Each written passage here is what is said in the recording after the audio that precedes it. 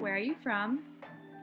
So I'm originally from right outside of Boulder, Colorado. It's this tiny little town called Niwot, which probably no one has ever heard of. Why did you decide to come to Furman? Well, so one thing that's really interesting about Furman is, so I went to CU Boulder, which is, a huge campus, and I'm here at UT Austin right now, which is also a huge campus. And one thing that's really exciting about Furman is just the tight-knit community, right? That it's not just, hordes and hordes of students, that I'll be able to get to know each of the students throughout their time at Furman, which all of my teaching experiences prior to this, that's always been my favorite, is being able to build these relationships with students. So I'm very excited about that. And what will you be teaching at Furman? So this coming academic year, well, in the fall, I'll be teaching media history and also digital storytelling, I believe. And then in the spring, I believe I'm teaching media and society and maybe digital storytelling again. So, yeah. What is your favorite aspect of communications?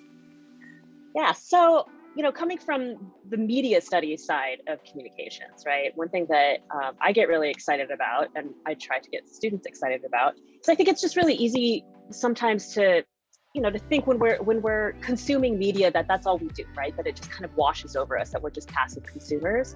But what I get really excited about is the fact that it's not just a passive process, right? That as citizens, there are mechanisms in place that allow us to speak back to these companies, to have a say, and not just about the content that we get to see, right?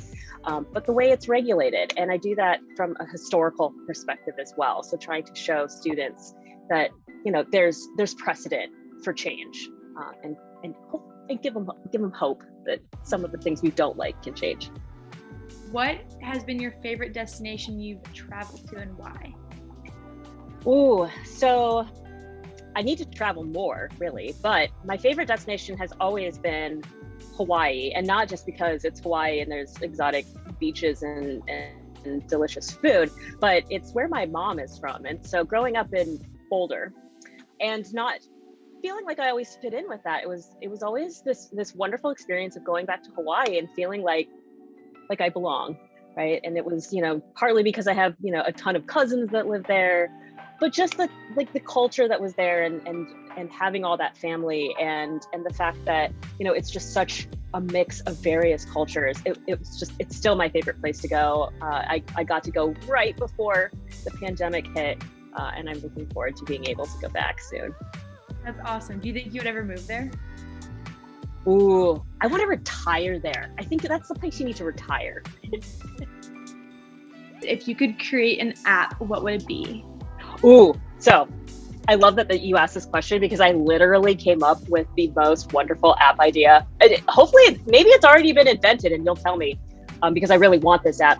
So I do like movie clubs and viewing clubs with friends, especially remotely right now. And we're always trying to find shows or movies that we'll watch together.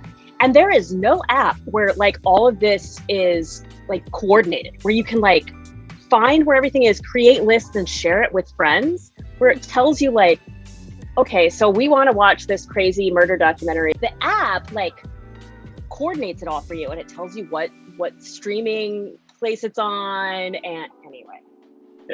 Well, it's so nice meeting you. Yeah, it's nice meeting you.